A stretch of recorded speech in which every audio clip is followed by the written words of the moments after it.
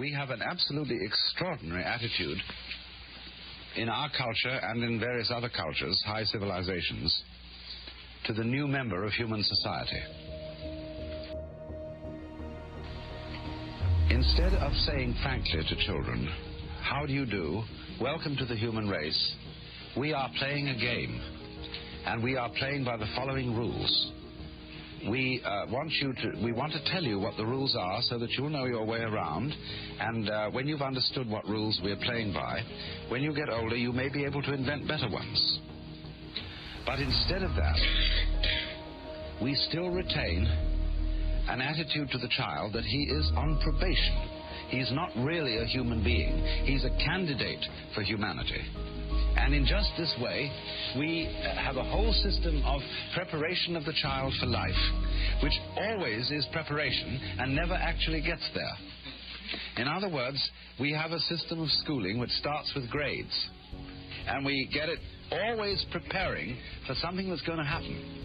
So you go into nursery school as preparation for kindergarten. You go to kindergarten as preparation for first grade. And then you go up the grades till you get to high school. And then comes a time when maybe if we can get you fascinated enough with this system, you go to college.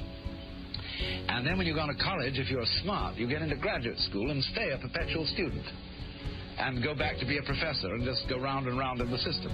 But in the ordinary way, they don't encourage quite that. They want you after graduate school, or after graduation, commencement as it's called, beginning, to get out into the world with a capital W.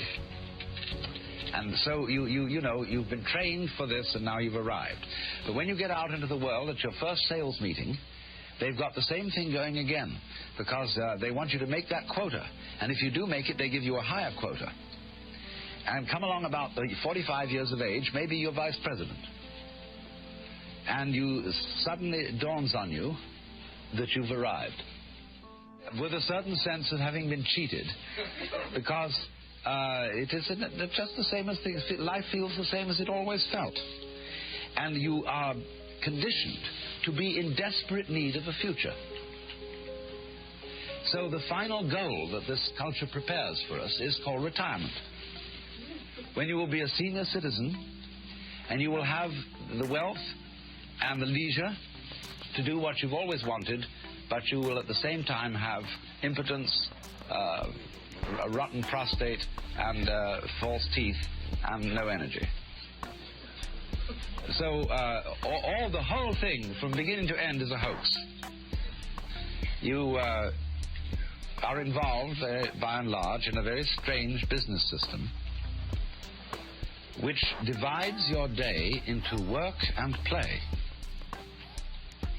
Work is something that everybody does, and you get paid to do it because nobody could care less about doing it. In other words, it is so abominable and boring that you can get paid for doing it.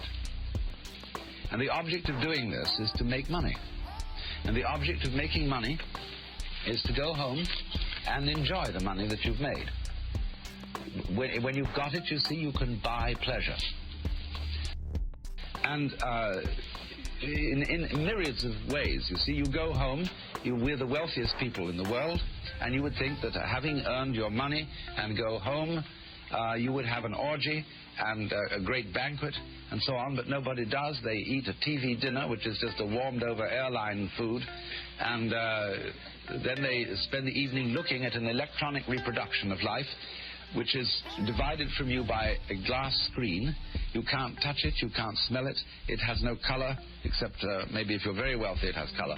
But by and large it doesn't, and you look at this thing, and you have a strange feeling, you see, that the whole procession of grades that was leading to something in the future, to that goody, that gorgeous, voluptuous goody that was lying at the end of the line, it never quite turns up. And this is because from the beginning we condition our children to a defective sense of identity. We condition the child in a way that sets the child a life problem which is insoluble, and therefore attended by constant frustration.